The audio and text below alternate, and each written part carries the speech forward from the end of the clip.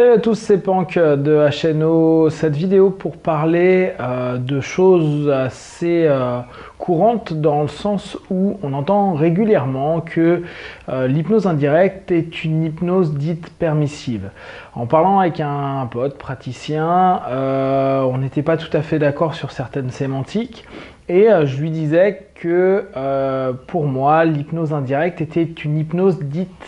directive. Alors je rappelle, pour moi directive, c'est imposer une de ses croyances ou ordonner à la personne que telle ou telle chose se fasse de la façon dont l'opérateur,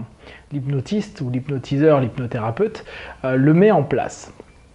Alors là-dessus, il n'était pas forcément tellement d'accord. Il me dit que la plupart du temps en hypnose indirecte, le praticien a une posture basse, c'est-à-dire qu'il n'impose pas sa vérité. À mes yeux, c'est quelque chose qui est assez faux, dans le sens où, à partir du moment où l'on commence à réutiliser la sémantique du partenaire dans laquelle on a écouté dans un premier temps, durant l'anamnèse ou le questionnement, le verbe pour pouvoir plus facilement réutiliser le mot et le verbe afin de contourner ce que moi j'appelle le facteur critique, ce que beaucoup appellent en indirect l'inconscient, et donc les protections de l'inconscient. On rentre dans une idée où nous sommes dans une action proactive de la part du thérapeute qui va, en ce cas-là, commencer à utiliser les mots et les verbes du partenaire, certes, mais qui n'ont aucunement un impact thérapeutique, dans le sens où cette personne-là nous aura répété un nombre de fois incalculable les mêmes mots, les mêmes verbes, mais il l'a aussi répété à d'autres thérapeutes, à leur famille, à leurs amis. Donc jusqu'à présent, ces mots et ces verbes, s'ils avaient une vertu thérapeutique quelconque dans un état de transe, sachant que quotidiennement nous vivons des états de transe, il y aurait déjà eu des feedbacks. Or, ce n'est pas le cas. Et nous allons l'utiliser comme stratagème afin d'éviter qu'il y ait une résistance potentielle. Or, cela signifie que ce que nous allons mettre au milieu, que ce soit une métaphore imbriquée, que ce soit un ordre inséré, que ce soit une suggestion indirecte, va venir ou provenir de notre stratégie thérapeutique, c'est-à-dire de notre croyance, de notre savoir, de nos connaissances. À partir de là, nous allons utiliser ce que nous estimons être juste pour lui. Donc, de l'anamnèse ou en tout cas du questionnement qu'on aura pu faire, on va simplement utiliser des mots pour l'utiliser en termes de stratagème, de stratégie, mais rarement pour faire prendre conscience au travers de la question. Donc, la plupart du temps, et c'est pour ça que je suis souvent assez contre le principe de protocole ou de technique préétablie, nous entrons dans une dynamique où la personne vient avec sa problématique et nous estimons que sa problématique devient son objectif de séance. Or, si les questions sont correctement posées, nous allons nous apercevoir que sous la problématique, il y a de nombreux autres problèmes et donc des objectifs divers et variés, très souvent assez distants de la problématique initiale. À partir de là, si nous sommes dans une dynamique, par exemple, où nous allons utiliser des protocoles, nous allons partir du concept que quoi qu'il arrive, nous allons passer telle et telle logique déterminée en avance, en amont, par rapport à sa problématique prédéfinie dès le départ de séance. Or, dans ce cas-là, nous ne sommes plus réellement connectés à lui, à son histoire, à sa vie, à ce qu'il est, à différentes choses qu'il a personnellement en lui, et nous allons donc simplement prendre quelques mots, quelques verbes, quelques idées, quelques images, quelques croyances, quelques valeurs et les réinjecter dans une stratégie de contournement, c'est-à-dire dans une stratégie de non-résistance de l'inconscient par rapport aux suggestions. Or, nos suggestions vont être nos croyances, nos mots, nos verbes, nos métaphores ou carrément notre protocole. À cet instant-là, nous ne sommes plus dans une notion où la personne va pouvoir émettre un jugement, dire oui ou non, je suis d'accord ou pas, et nous allons donc l'imposer au travers de la technique que nous allons utiliser. Il faut voir qu'à mes yeux, à ce moment-là, on n'est plus du tout dans une notion permissive, on est dans une notion directive caché. Nous allons faire ce que certains anglo-saxons appellent du covert, de l'hypnose couverte. Nous allons imposer des choses de façon complètement couverte par des mots et une sémantique qui, logiquement, devrait permettre aux partenaires de ne pas créer de résistance. Après, nous allons y imposer nos croyances, nos protocoles,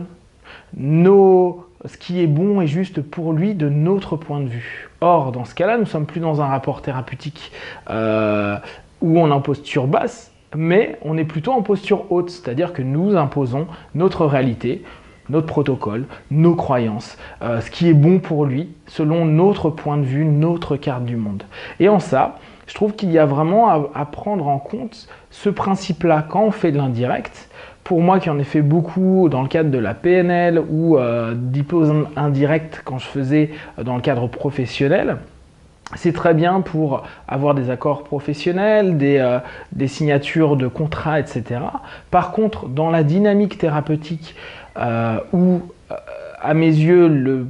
patient va faire 50% du boulot et nous, dans notre posture thérapeutique, dans laquelle on doit être le plus neutre possible, sachant que c'est parfois très difficile, nous n'avons pas à conseiller, donner nos idées, nos valeurs, nos croyances. Nous ne devons pas aller vers ce que nous estimons être juste pour lui dans la séance, mais plutôt voir ce que lui va soulever, relever, prendre conscience et l'utiliser dans le cadre de notre séance. Ce qui fait deux choses vraiment très différentes et ça va nous permettre d'avoir un vrai rapport et un vrai lien par rapport à sa problématique et non pas commencer à préétablir des stratégies potentielles entre lui et moi, entre le patient, client et moi-même. À partir de là, on peut très bien se rendre compte que la plupart de la PNL ou des hypnoses indirectes vont au contraire cacher une suggestion comme pouvaient le faire certains grands praticiens du passé, avec tout ce qu'il y a de valeur et de croyance. Et à partir de là, dire bah, c'est comme ça, à partir de maintenant, tu n'auras plus tel truc, ça se passera comme ça. D'accord, très bien, ça peut être très très thérapeutique à un certain niveau. Par contre, on peut se dire que le fait d'imposer au travers de cette notion-là, nous entrons dans la notion de patch, dans la logique de patch. Je vais te patcher ta problématique de manière transitoire, de manière éphémère, afin que tu ailles mieux en fin de séance, ce qui est un objectif tout à fait louable. Par contre, c'est pas pour autant qu'on aura pu laisser notre partenaire la pleine expression de ce qu'il est, dans un accueil qui devrait être complet de la part du praticien et donc la prise de conscience au travers de ce vecteur subconscient-conscient et réussir à créer un rapport plus équilibré où enfin il peut entendre, comprendre, accepter par lui-même des problématiques ou en tout cas des patterns qu'il avait et à partir de là, sans la moindre suggestion préalable, commencer à transformer un pattern dissonant vers un nouveau pattern et en ce cas-là, nous, praticiens, nous pouvons orienter notre séance, nos suggestions ou nos questions vers la création potentielle d'un nouveau pattern qui lui correspond et pas ce qui me correspond au travers de mes propres croyances, ma propre carte du monde ou mon propre protocole. Donc c'était vraiment un point qui me semble intéressant, tout en sachant que l'hypnose indirecte, la PNL, je trouve ça passionnant parce que justement on peut faire et proposer des choses de manière assez couverte, assez cachée, de manière donc très subtile.